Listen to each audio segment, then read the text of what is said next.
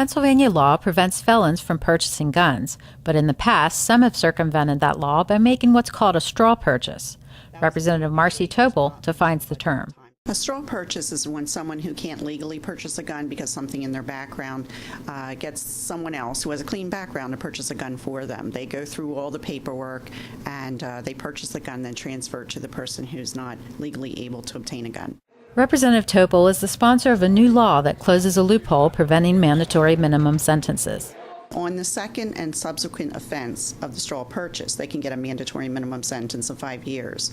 Prior to this law, there was a loophole. It required the imposition of the sentence on the first offense before they could impose the enhanced sentence on the other offenses. It sets the mandatory minimum penalties that the court has called into question. So this makes it abundantly clear. If you're buying a gun for someone else and you're caught doing so, guess what? You're going to jail for a long period of time. And that's so important in light of some of the recent tragedies down here in Montgomery County. That recent tragedy Representative Todd Stevens referred to is the murder of Montgomery County police officer Bradley Fox. Fox was a father, husband, and Marine veteran who served in Iraq. Unfortunately, there was a police officer that was killed with a gun that was obtained through a straw purchase. The killer obtained multiple guns from one purchaser. So this law would impact the prosecution of that case in particular.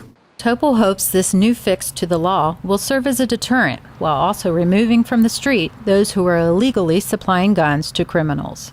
The straw purchase issue is contributing to gun violence across the state, not only in the urban areas, but obviously we're seeing it in other areas like Montgomery County. So this was important. It's another bill that we've passed here that provides for safety in our community and for enhanced penalties for those who do not follow our gun laws. If we're going to get serious about gun violence, we have to get serious with the penalties for those who illegally possess our guns, and this bill does exactly that.